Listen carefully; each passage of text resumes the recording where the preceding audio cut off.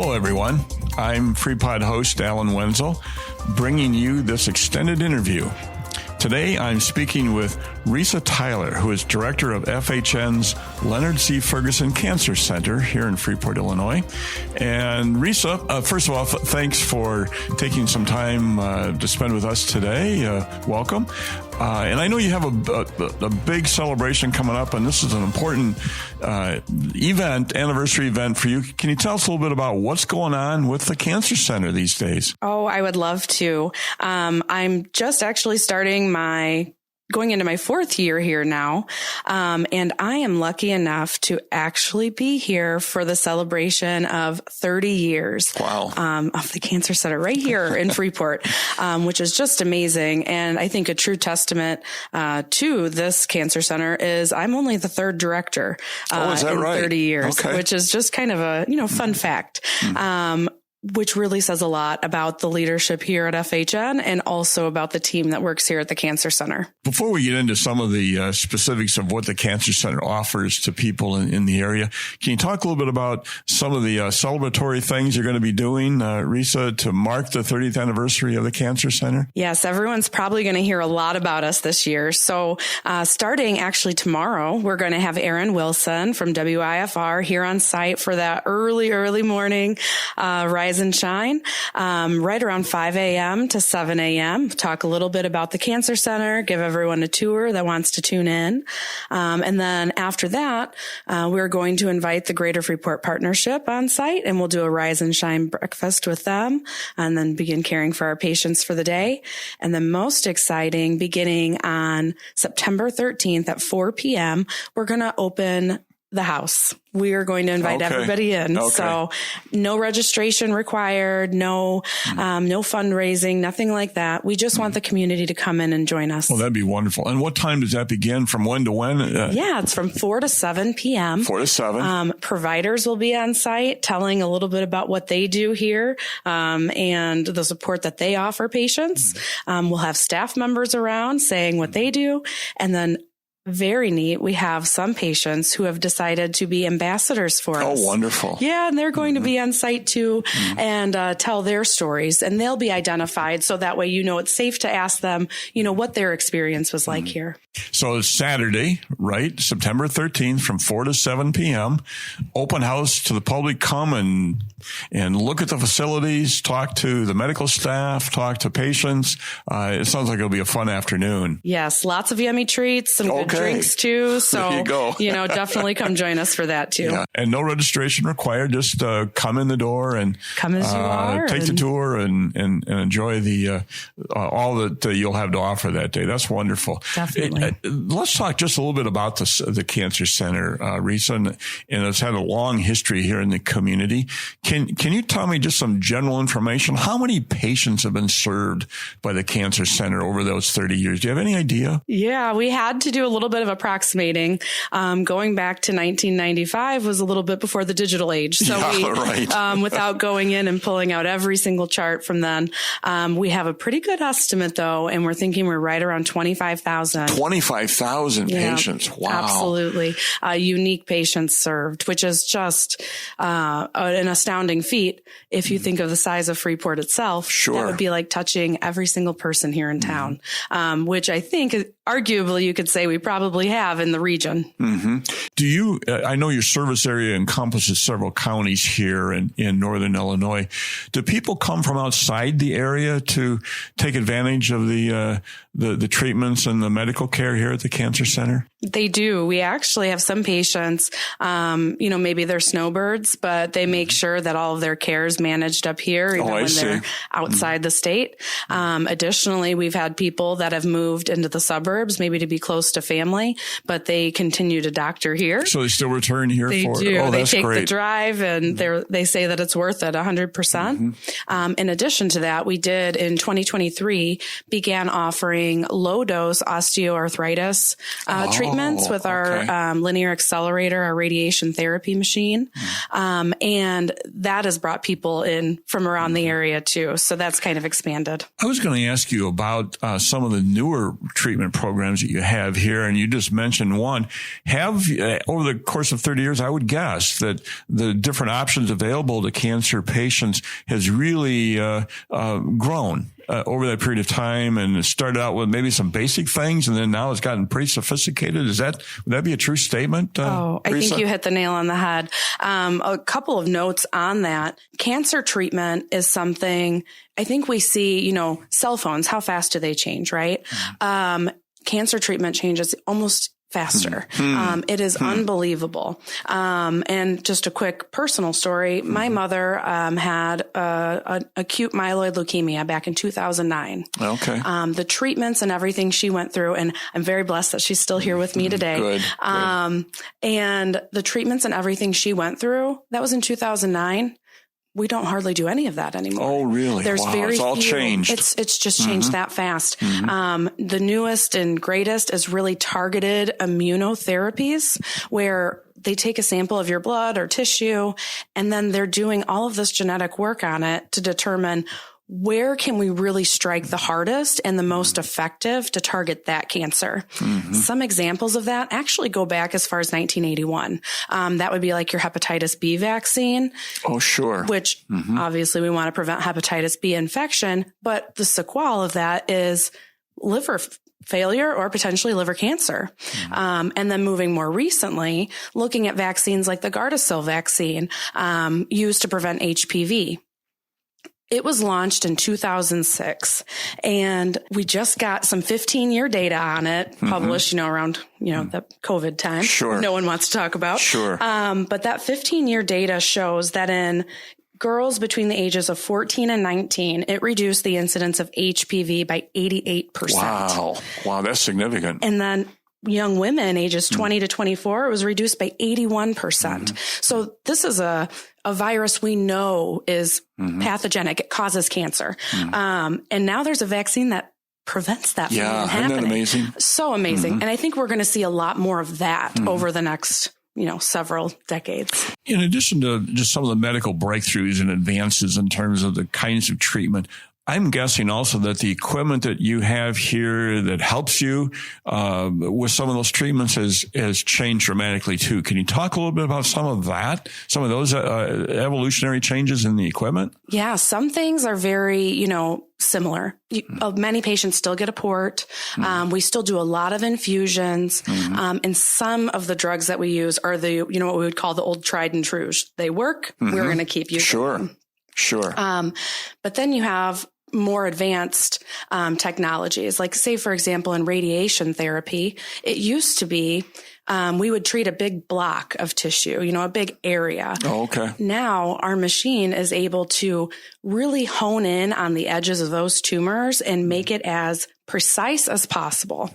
So we're sparing as much good tissue as possible. You're doing it without damaging the good stuff in there. Absolutely. Yeah. We also started doing a Barrigel procedure for the same reason. Barrigel is done on prostate patients. So a patient that is getting radiation for prostate cancer. And it actually kind of works as a cushion between the prostate and the rectum to spare all that tissue. So you have a lot less symptoms. It's a much more comfortable experience long term. For the patient, because they do get a decent amount of radiation. And overall, and the funny thing is that spacer is made of the same stuff that you'd get in a lip filler. Go figure. Look at how we just apply all these different things.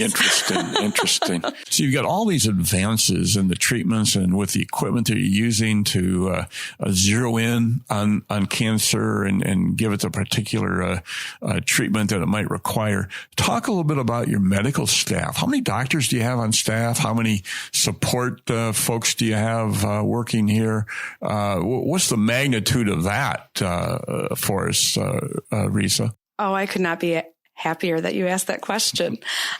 We have two fabulous full-time providers. Dr. Shake is our medical oncologist and hematologist.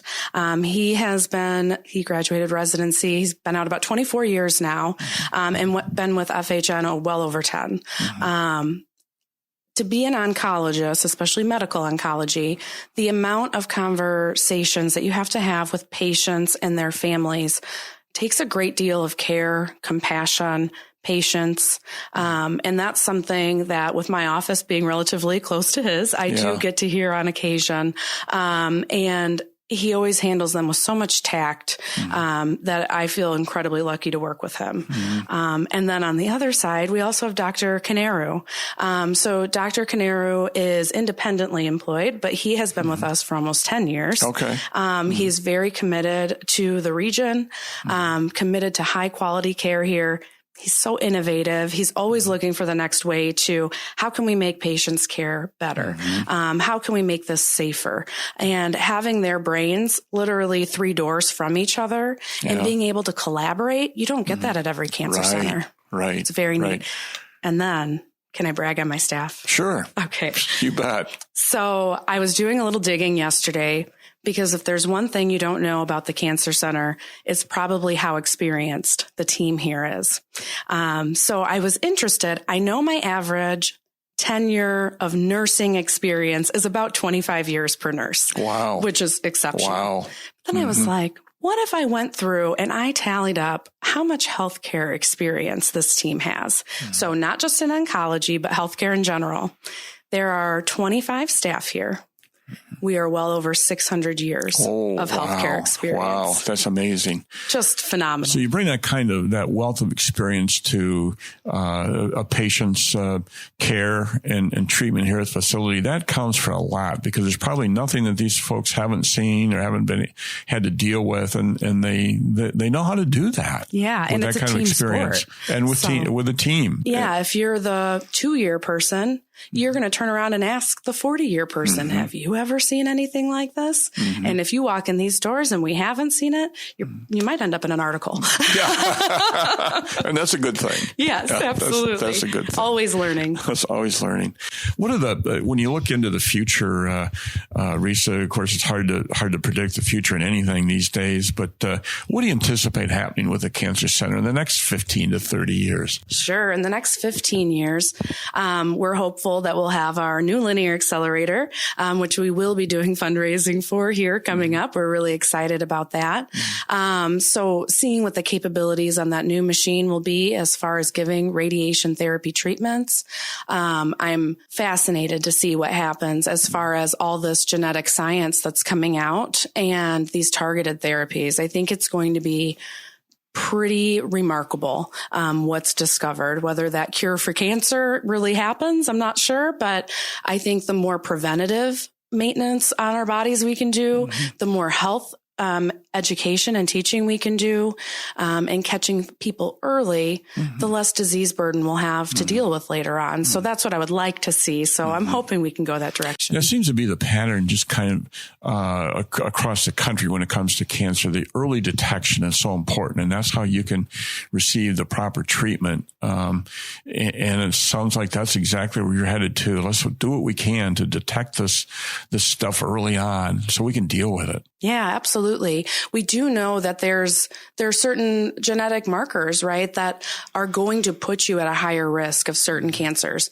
Hands down. I think one of the most common ones that people are familiar with is the BRCA mutation, which is usually associated with breast cancer and some other cancers. And a lot of times if they do have the BRCA mutation, that's a conversation to determine whether someone wants to have a preventative mastectomy. And that's a pretty big deal. And I think as far as genetically linked cancers go, we're going to start seeing some more of that research come out to say, can we stop cancer in its tracks? Those of you who are listening, I'm talking with Risa Tyler, who's director of the FHN Leonard C. Ferguson Cancer Center. And we've been talking about a lot here this morning. And again, the big thing that's happening most immediately is the 30th anniversary of the Cancer Center. And once again, the open house, Risa, go through that information again for us. Yes, the open house will be on September 13th from 4 to 7 p.m. The providers will be on site, staff on site, patient ambassadors, food, drinks, and just a really good time to come in this building. It's funny, a lot of times when people say, oh, you work at the Cancer Center, that has to be the most depressing job. And I'm delighted to tell them that it's the opposite. Yeah. Walking in this building absolutely is a scary experience for many people. But many people, after they've been here, they go, oh, this is my safe place. This is my second family. And that's what we want you to feel. We don't want you to feel like this is the scariest place in the world, because you're already dealing with enough. Right. What a wonderful asset this cancer center has been for Freeport and the surrounding area. And I'm so glad that you're welcoming the public to an open house to see what you do and to talk to the people who do it and to just celebrate 30 years of a very successful run here in Northwest Illinois. Risa, thanks so much for your time. Do you have any final words for us at all, or any final thoughts before we sign off? Nothing too earth shattering. Okay. Just that I would love to see everyone in the community to come out, support this center. Tell us what it means to you. Let us know what it's meant to have this cancer center right in your backyard. We want to do a little bit of a project on that and say, this is really what our patients and what our community thinks of having us here. So we want to hear your words. It's not about what I have to say, or don't tell Dr. Shake or Dr. Kniru, but what they have to say either. But it's really about those that we're caring for. So come on out and tell us about it. It's a good way to end. Thank you, Risa, so much. This is Alan Wenzel, Freepod host, thanking you for listening to this extended interview and reminding you that extended interviews drop every Tuesday beginning at noon, and a regular weekly podcast drops every Thursday beginning at noon. You can even find archived interviews and podcasts on our website at freepod.org. Thanks again for listening, and thanks again to Risa Tyler at the Cancer Center here in Freeport. And let's get out and celebrate on September 13th. Sounds good. Thanks, Alan.